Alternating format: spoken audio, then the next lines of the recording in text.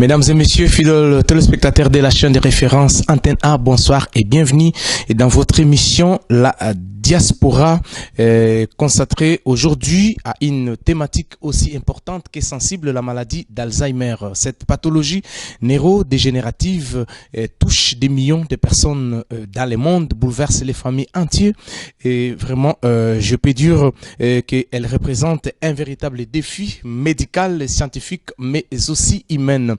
Pour mieux comprendre cette maladie, mesdames et messieurs, ses causes, ses symptômes, je peux dire comme ça, et puis les avancées de la recherche, les enjeux du diagnostic et de la prise en charge, nous avons l'honneur et le plaisir de recevoir aujourd'hui pour vous le professeur Frisson, qui est, je peux dire comme ça, qui est spécialiste en neurologie et chercheur engagé dans la lutte contre les maladies neurodégénératives.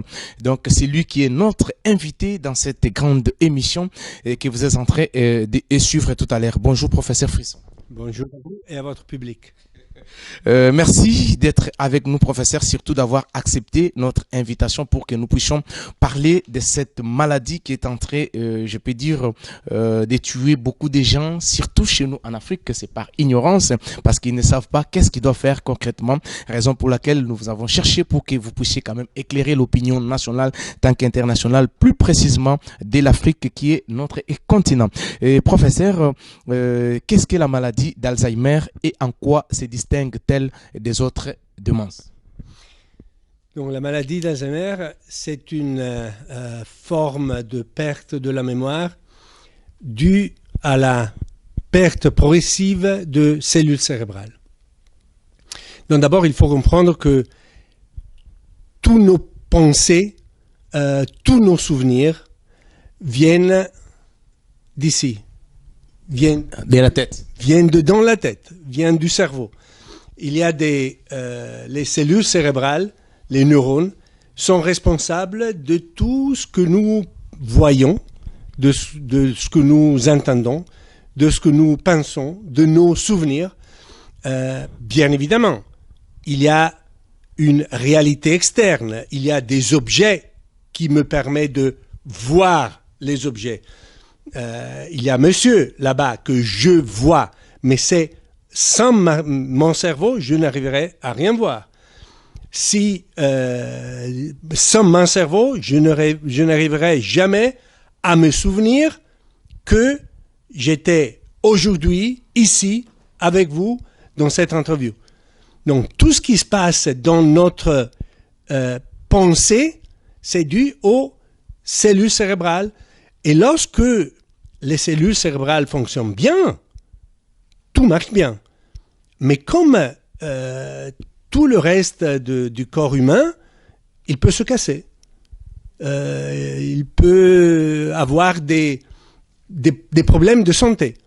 La différence, ce qui est bizarre, ce qui est particulier, pas bizarre, mais particulier pour le cerveau, c'est que si vous avez quelque chose, si vous avez une blessure à la jambe, ah bah vous la voyez. Mais au cerveau, vous ne voyez pas. Mais au cerveau, on ne voit pas. Si vous avez quelque chose qui ne va pas au cœur, vous avez mal, vous sentez mal. Vous avez un infarctus, bah, vous allez sentir mal. Si quelque chose ne passe bien au cerveau, vous ne voyez rien, vous ne sentez pas de douleur, mais il y a d'autres choses qui se passent. Vous n'arrivez plus à parler comme il faut, à comprendre ce que les gens vous disent, vous n'arrivez plus à vous souvenir ce qui s'est passé le jour d'avant, et tout ça parce qu'il y a une blessure au niveau du cerveau. Et la maladie d'Alzheimer, c'est une maladie qui est causée par une morte progressive de certaines cellules cérébrales qui sont les cellules responsables, les cellules cérébrales qui sont responsables de l'enregistrement des souvenirs, de l'enregistrement de tout ce qui se passe dans ma vie. Si les cellules cérébrales d'une petite partie du cerveau qui s'appelle l'hippocampe ne fonctionnent pas, ben moi, je sors de cette pièce et je ne me souviens plus que j'étais avec vous à parler, à donner cette interview. Mais docteur, mais qu'est-ce qui affecte cette cellule-là? Cette cellule, elle est affectée par quoi? Elles sont affectées par des protéines toxiques qui se déposent dans le neurone et à l'extérieur du neurone. Donc, qu'est-ce que ça veut dire ça? Protéines toxiques, c'est quoi? Le cerveau, pour fonctionner, a besoin de certaines substances. Ils utilisent des lipides pour la structure, des protéines pour transférer le stimulus d'un côté à l'autre, des glycoprotéines pour d'autres fonctions. Mais parmi toutes ces protéines, ces molécules chimiques, il y a certaines molécules qui, à un bon moment dans la vie, commencent à se déposer dans le cerveau. Normalement, le cerveau produit ces molécules, les utilise et les détruit. À un bon moment dans la vie, ce qui se passe chez les patients qui ont une maladie d'Alzheimer, c'est que les protéines sont produites, elles sont utilisées, mais le cerveau n'arrive plus à les éliminer. Elles s'accumulent et Elles font une couche. Une sorte de couche qui empêche aux cellules cérébrales de fonctionner comme il faut, et les cellules, elles meurent, l'une après l'autre, doucement, au cours des ans, année après année. C'est pas un truc qui se passe du jour au lendemain. C'est une mort lente et progressive qui se joue sur une dizaine d'années, et après une dizaine d'années, si une cellule de l'hippocampe meurt, ben, c'est pas grave. Le cerveau a tellement des cellules qu'il peut faire avec. Mais lorsque il y a des milliers ou des millions de cellules qui meurent, à ce moment-là, les souvenirs n'arrivent plus à s'enregistrer. Est-ce que, professeur, aujourd'hui, la maladie d'Alzheimer peut être similatif, soit combiné avec le problème psychique? Le problème psychique, dans quel sens?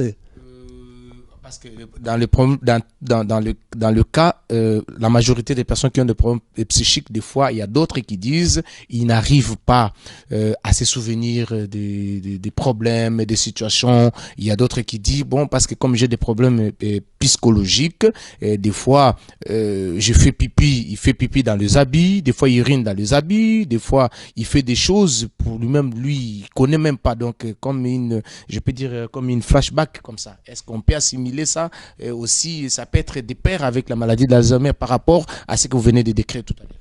Je vois ce que vous dites. Non, c'est pas les difficultés dans la maladie d'Alzheimer ne sont pas dues à des problèmes psychiques. Elles sont dues à des problèmes organiques, c'est-à-dire que il y a vraiment du tissu cérébral, des cellules qui manquent. C'est pas que il y a des cellules qui ne fonctionnent pas bien. Elles ne sont plus là. Elles sont mortes. Il est vrai que les personnes avec une déprime, c'est les personnes déprimées, les souvenirs ont de la peine à s'enregistrer. Les personnes déprimées ont de la peine à se souvenir des choses. Mais le mécanisme est différent. Le mécanisme, pourquoi les personnes déprimées n'arrivent pas à se souvenir des choses? Mais parce que toutes les cellules cérébrales fonctionnent bien, d'ailleurs, mais toutes les cellules cérébrales sont engagées à penser à leur souffrance, parce qu'elles sont des personnes qui souffrent. Elles se trouvent dans un état de souffrance, et tout le cerveau est engagé à penser à leur souffrance. Et donc, le cerveau ne peut pas faire 10 choses à la fois. Donc, si le cerveau est engagé à réfléchir sur sa souffrance, il n'est pas attentif à ce qui se passe autour de lui. Et donc, les personnes déprimées n'arrivent pas à se souvenir des choses parce qu'elles ne sont pas attentives à ce qui se passe. Tandis que les personnes avec maladie d'Alzheimer, même lorsqu'ils sont attentifs, les souvenirs ne s'enregistrent pas. Mais quelle est la différence entre vieillissement normal et maladie d'Alzheimer? Dans le vieillissement normal, il peut y avoir des oublis. On est bien d'accord.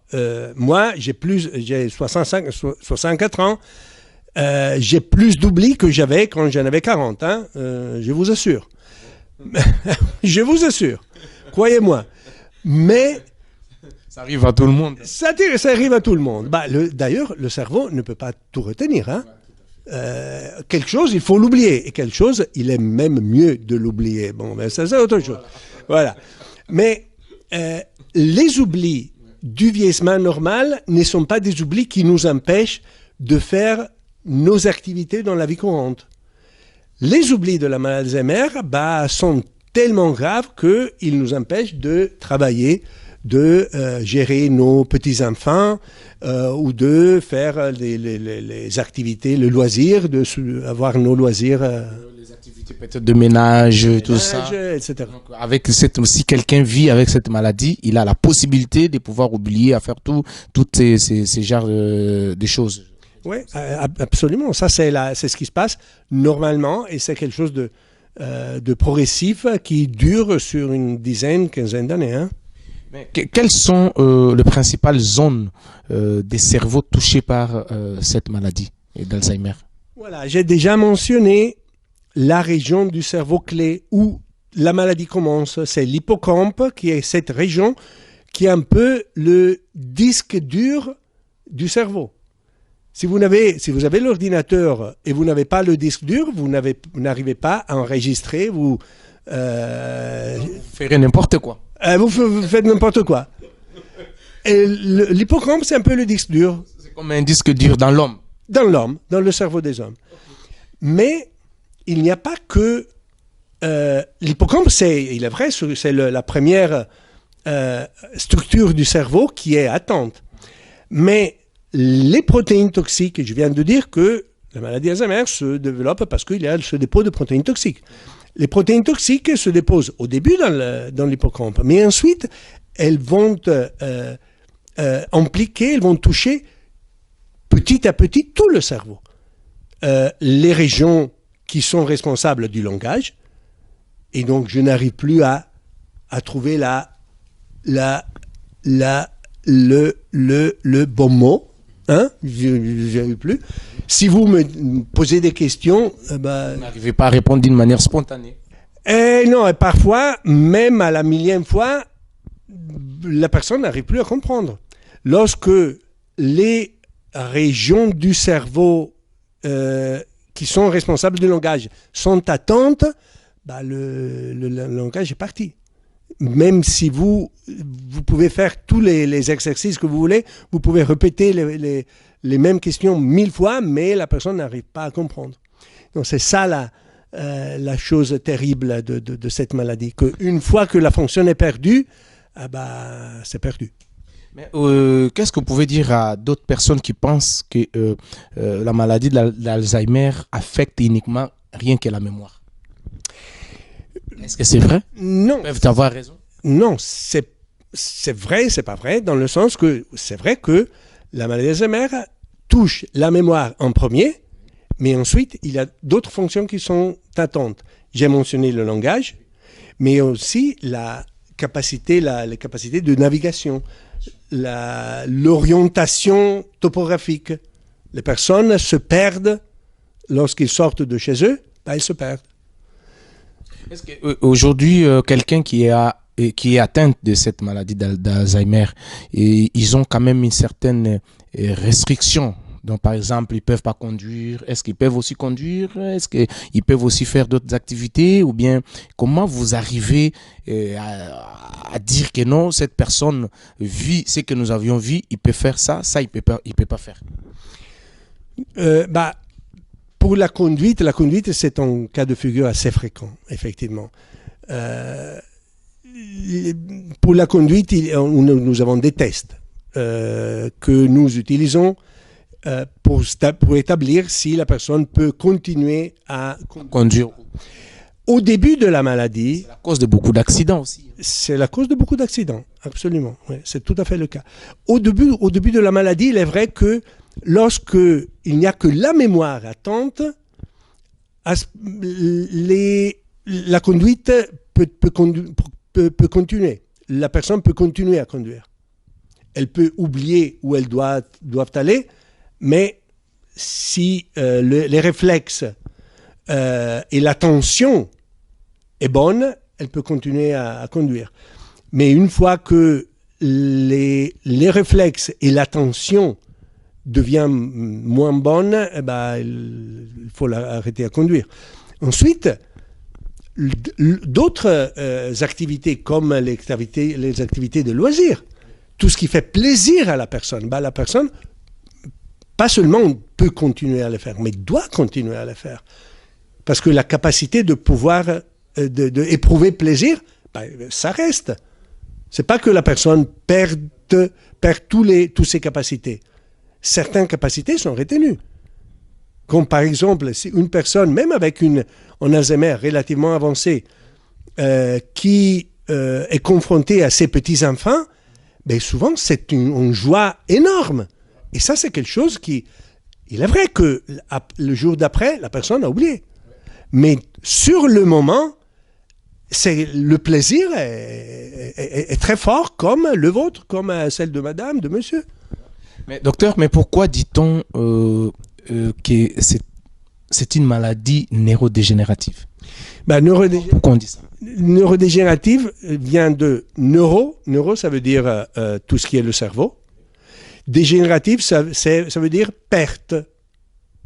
Donc, et je vous ai dit que c'est une perte des cellules cérébrales, et donc neurodégénérative, ça veut dire que c'est une perte de neurones, de cellules cérébrales, qui s'appellent neurones. C'est pourquoi on appelle ça comme ça. Mais quels sont les signes précoces le plus fréquents tant que docteur, avec beaucoup d'expérience que vous avez dans ces métiers, dès que vous recevez quelqu'un qui entre déjà dans votre bureau, vous regardez, vous dites « Ah, lui, il est vraiment atteint ». Quels sont les signes, le premier signe que vous arrivez à découvrir?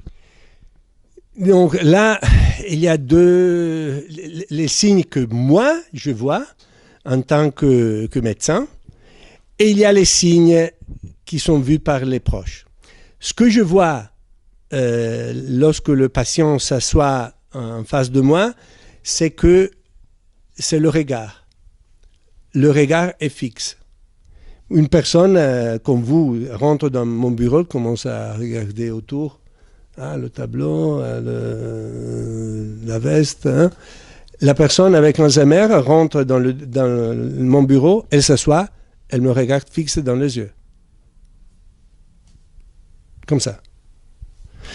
Et ça, c'est la première c'est quelque chose qu'on voit très fréquemment et c'est très frappant. L'autre chose que nous voyons, c'est que lorsque les patients se présentent avec le proche, on leur pose des questions et le patient, au lieu de répondre à moi, oui, il se tourne vers le proche et le regarde pour avoir de l'aide. Vous voyez ? Parce que la personne n'a pas la réponse tout de suite et elle va chercher de l'aide. Donc ça, c'est ce que nous voyons tout de suite. Ce que les proches voient, c'est que la personne oublie plus fréquemment que d'habitude. Comme je viens de dire, les oublis font partie de la vie. Donc, chacun oublie. Mais... Tout homme est faillible. Tout homme est faillible. Tout le monde est faillible. Mais ce qui se passe chez la personne avec Alzheimer, c'est que les oublis deviennent plus fréquents et plus sévères.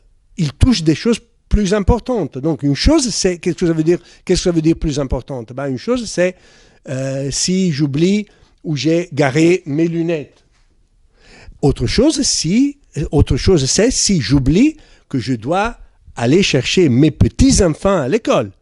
C'est la taille de l'importance est bien différente, n'est-ce pas? Voilà. Mais à quel moment faut-il consulter si une personne est atteinte de cette maladie? Mais il doit consulter le médecin quand? Un professionnel. Voilà, lorsque la personne, ou plus souvent les proches, s'aperçoivent que les oublis commencent à devenir plus fréquents et plus graves. Plus fréquent, je vous ai parlé de qu'est-ce que ça veut dire plus grave, je ne vous ai pas dit qu'est-ce que ça veut dire plus fréquent. Plus fréquent, ça veut dire que les oublis inhabituels se présentent plusieurs fois par jour sur plusieurs mois. Donc, si vous oubliez ou vous avez garé la voiture, vous ne devez pas aller vous affoler et aller chez le médecin tout de suite à lui dire « Docteur, j'ai l'Alzheimer ». Non, c'est pas ça. Mais si vous commencez à oublier ou vous avez garé la voiture une fois par semaine pendant 6 mois, ah ben là, donc, ça vaut la peine d'aller... Antonio, tu comprends? Si tu oublies déjà là où tu as garé la voiture 2 fois, 3 fois, il faut venir voir le docteur Frisson. Hein. Il est là. Donc, c'est-à-dire, fidèle téléspectateur, comme vous venez d'entendre le professeur, comment il est en train d'expliquer cette maladie d'Alzheimer. Dans votre vie quotidienne, tout ce que vous êtes en train de faire, si vous remarquez qu'il y a quelque chose, comme il vient de dire, elle oublie par exemple d'aller chercher les enfants à l'école, elle oublie peut-être là où vous avez parqué, oui c'est vrai, ça nous arrive tous on peut oublier, mais quand ça commence à devenir un peu d'une manière fréquemment, en tout cas, hein, il faut qu'il y ait des petites suspens, soit courez vite et allez chercher un spécialiste qui va pouvoir vous diagnostiquer par rapport à ça. Mais docteur, quels sont les outils ou les examens qui permettent de poser des vrais diagnostics fiables? Est-ce que vous avez il y a des matériels, il y a oui, parce que vous avez évoqué tout à l'heure juste la personne quand il entre, vous le regardez, vous sentez que lui là, il a un souci. Mais hormis ça, est-ce qu'il y a aussi des outils que vous utilisez pour être sûr que cette personne, il est vraiment, soit elle est atteinte de cette maladie? Oui, absolument oui. Il y a des outils de base et des outils plus sophistiqués. Les outils de base, c'est des tests de mémoire, pas que de mémoire, hein, mémoire, langage, orientation, visuospatiale, fonction exécutive, attention, etc. Et une IRM cérébrale ou un scanner. Qu'est-ce scanner que vous mettez? Le scanner, oui, le scanner, vous voyez, le CT scan ou l'IRM. Qu'est-ce que nous allons chercher? Les tests nous permettent de voir si la plainte ou la crainte est réelle. Pourquoi ça c'est important? Parce que moi, je peux avoir le sentiment que ma mémoire n'est plus comme elle l'était, mais c'est un sentiment. Parce que moi, je fais le comparatif à quand j'avais 40 ans. Et donc, mais peut-être que par rapport aux personnes de mon âge, ma mémoire est normale. Et si ma mémoire est normale par rapport aux personnes de mon âge, on n'a pas d'Alzheimer. Donc, la première étape, c'est d'évaluer si la plainte du patient ou la plainte des proches est réelle. Et souvent, nous voyons souvent des patients qui se plaignent de leur mémoire, mais dont la mémoire est normale pour l'âge. Ou des proches qui se plaignent que le patient oublie tout, mais ce qui n'est pas le cas, parce qu'il y a des conflits derrière, il y a des attentes irréalistes. Mais tu vas avoir des problèmes de divorce, des problèmes de divorce ou des pensions alimentaires, de fric, d'argent, ouais. Donc on vit avec ça au quotidien. Et voilà. Et nous aussi. Voilà. Et donc la première chose, c'est de voir si c'est vrai ou si c'est pas vrai. L'IRM nous permet de voir une autre chose. Ça nous permet de de voir si il y a vraiment la perte des cellules cérébrales. Si nous allons trouver que les tests ne sont pas bien passés, donc la plante est réelle, et l'IRM ou le scanner nous parle d'une perte des cellules dans les régions du cerveau qui sont responsables de la mémoire, eh bien, 1 plus 1 fait 2. Hein? Automatiquement, la personne est déclarée être atteinte de la maladie d'Alzheimer. Mais est-ce que vous avez quand même le temps avant quel est le temps que vous prenez avant de pouvoir amener le patient jusqu'à faire des examens approfondis? Est-ce qu'il y a un temps que vous vous donnez pour que vous puissiez faire ça afin de détecter réellement que cette maladie et la personne a la maladie d'Alzheimer? Nous allons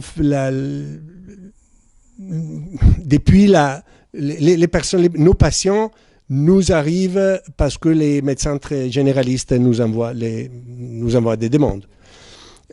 Nous avons des temps en délai d'attente de 1 mois après avoir reçu la demande de bilan de la part du patient, de la part du médecin traitant. Nous allons faire la première visite la première consultation. Après, dans 2-3 semaines, le patient fait les tests et l'IRM. Et après, en 2 semaines, nous allons se rencontrer pour le diagnostic. Donc, le tout va prendre entre 2 et 3 mois. Afin que vous puissiez bien donner la vraie réponse si la personne est atteinte ou pas. Mais en faisant tout ce diagnostic, vit aussi l'expérience. Parce que si je parle comme ça, il y a des fois peut-être dans d'autres pays, je peux dire, où il n'y a pas je remets pas en cause d'autres médecins, mais où il n'y a pas assez des matos adéquates pour pouvoir vraiment entrer en profondeur si la personne est atteinte de la maladie d'Alzheimer ou pas. Mais depuis votre début jusqu'aujourd'hui, professeur, y a-t-il eu des erreurs fréquentes dans les diagnostics? Il y a déjà eu des erreurs? Oui, malheureusement, oui. Et il y a des erreurs parce que le même tableau de mémoire et au scanner peut être dû à d'autres maladies, à des maladies autres que la maladie d'Alzheimer. Donc, ça peut arriver. Et dans ces cas, comment vous faites? Dans ce cas, nous avons une deuxième couche d'examens que nous faisons chez à peu près 1/4 des patients qui se rendent chez nous. Des examens qui consistent dans une ponction lombaire ou dans des examens d'imagerie plus poussés. Comme une scintigraphie cérébrale, une PET, une tomographie émission de positons. Par ces examens, nous allons chercher les protéines toxiques. Nous allons chercher l'amyloïde et la protéine tau, qui sont les 2 protéines toxiques que je viens de mentionner au tout début. Avec les tests et l'IRM ou le scanner, on ne les voit pas. On voit les conséquences du dépôt des protéines toxiques. Mais on ne voit pas le dépôt des protéines toxiques. Et les mêmes tableaux au test et à l'IRM au scanner peut être dû à d'autres causes. Et donc, chez certains patients, pour affiner le diagnostic, nous allons faire cette deuxième couche avec ponction lombaire et examen d'imagerie avancée. Et là, directement, si vous le faites, vous êtes sûr? Là, on est sûr à 90%, 90, 95% qu'il s'agit vraiment d'une maladie d'Alzheimer. Mais la maladie peut-elle être confondue avec d'autres troubles cognitifs? N'arrive pas à enregistrer les nouveaux souvenirs. Mais avec des tests et une IRM ou un scanner, normalement, on arrive à faire le diagnostic différentiel. Parfois, ça nous reste de doutes. Et donc, il faut aller vers la ponction lombaire. Et il y a une autre maladie qui s'appelle hydrocéphalie à pression normale. qui est accompagné, qui a des oublis, mais aussi des troubles de la marche, qui n'a rien à voir avec la maladie d'Alzheimer. C'est un trouble dû à la circulation de l'eau dans la tête. Parce qu'il y a... Ah bon? Ah oui, il y a de l'eau dans la tête. Il y a assez peu. Mais ça, c'est quelque chose que je n'ai jamais su. Hein. Aujourd'hui, quand même, j'apprends quelque chose. Il y a aussi de l'eau dans la tête. Moi, je pense que l'eau se trouve toujours dans l'estomac. Non, pas du tout. Il y a de l'eau dans la tête, il n'y en a pas beaucoup, mais quelques... À peu près décilitres. Ouais. C'est même la quantité, docteur. Ça fait partie de... Félicitations en tout cas. Du boulot. Ouais, ça fait partie du boulot, tout à fait. Ouais. Mais parfois, et c'est une eau qui est très importante parce que c'est l'eau de nettoyage du cerveau. Elle vient d'où cette eau-là? C'est produite par le cerveau lui-même. C'est le cerveau lui-même qui produit cette eau. Il y a des structures qui s'appellent plexus chorioidei, chorioidé en français, je crois. J'ai étudié en Italie, donc. Mais il y a des structures qui produisent l'eau et l'eau est réabsorbée par d'autres structures, toujours dans la tête, pas vraiment dans le cerveau, mais proche au cerveau. Et l'eau, la circulation de l'eau fait en sorte que l'eau change 3 ou 4 fois dans la journée. Donc, c'est un circuit de nettoyage des déchets du cerveau.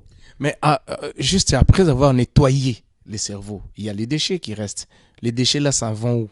Ils rentrent dans le sang, dans les veines, et elles sont éliminées par le foie, par les reins. Ils sont éliminés comme les autres déchets les autres déchets que nous produisons. Et il y a cette maladie qui s'appelle hydrocéphalie à pression normale, qui est due à un défaut de la réabsorption de l'eau. Et donc l'eau s'accumule dans la tête, mais là il y a peu d'espace parce que le crâne est fixe, il y a de l'os, donc soit l'eau, soit le cerveau.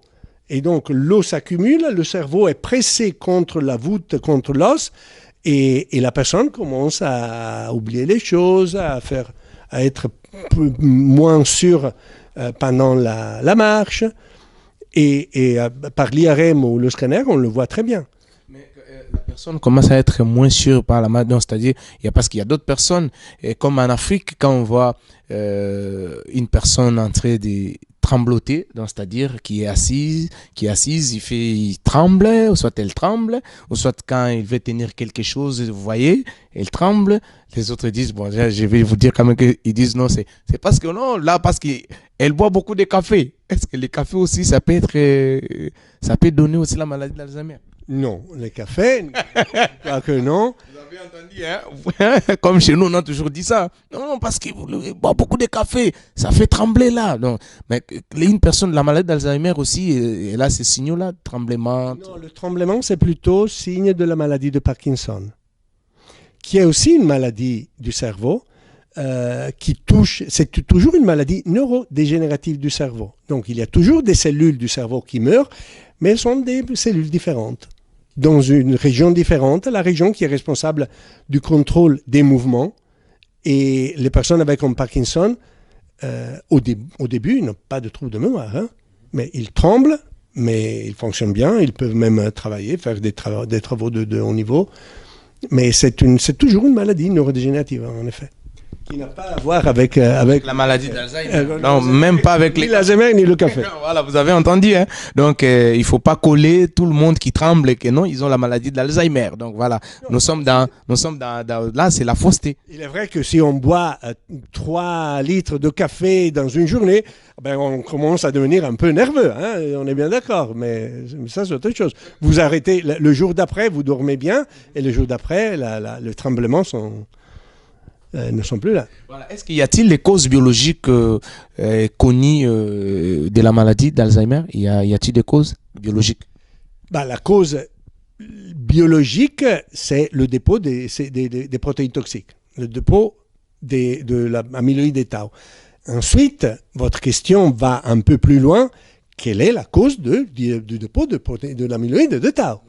Et là, on est en train d'étudier dessus. Il y a une partie de causes génétiques. On connaît des gènes qui prédisposent au dépôt de la maladie. Il y a des facteurs de risque environnementaux, mais on est en train d'étudier pour prévenir le dépôt, pour essayer de faire quelque chose pour prévenir le dépôt. Mais on n'y est pas encore. Bon, nous tendons vers la fin, mais la toute presque dernière question, est-ce que peut-on réellement prévenir la maladie d'Alzheimer? Quelqu'un peut-elle prévenir ça? On peut faire déjà beaucoup avec des styles de vie sains. Et les styles de vie sains sont, au fond, la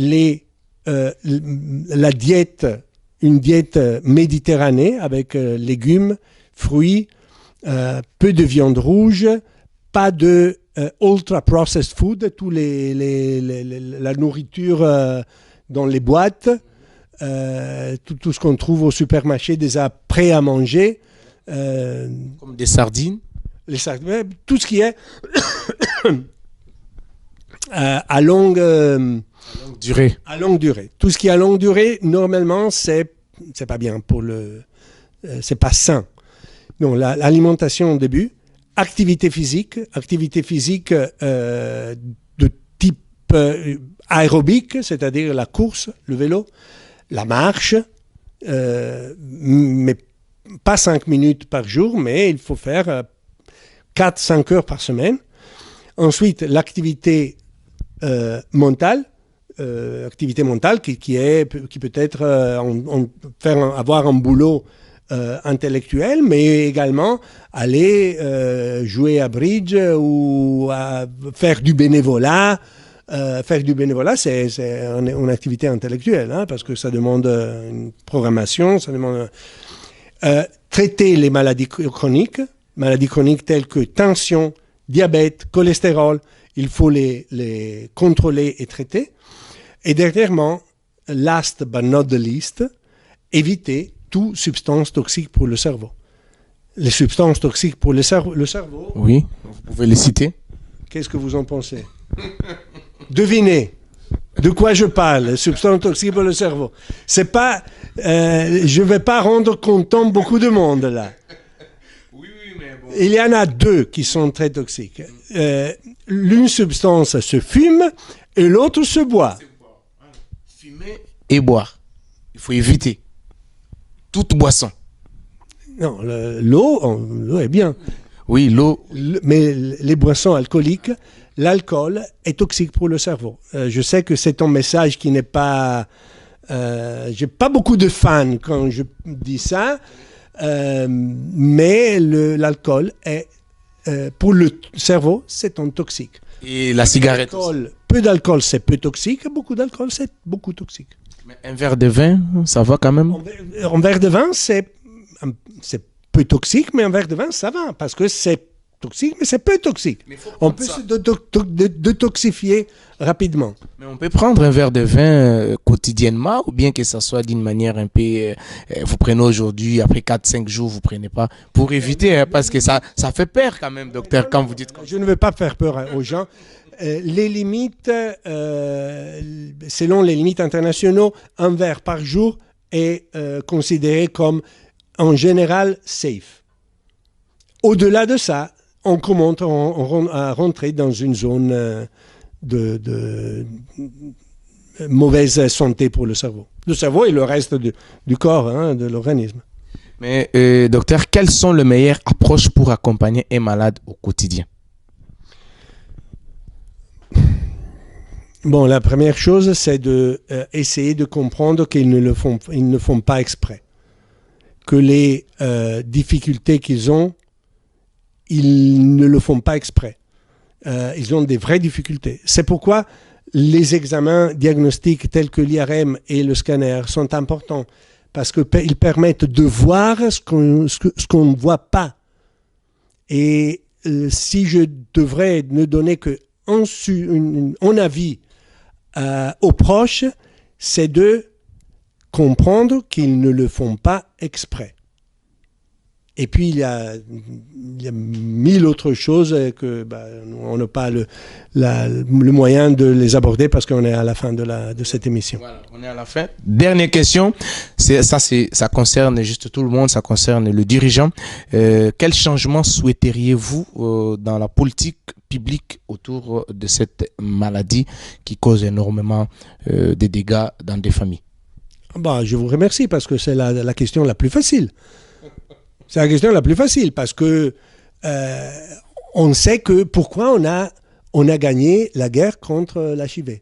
Parce qu'on est en train de gagner la guerre contre le cancer. Parce qu'on a gagné beaucoup de guerres contre les maladies infectieuses. Pourquoi? Parce qu'on a investi. Pourquoi on a investi dans la recherche?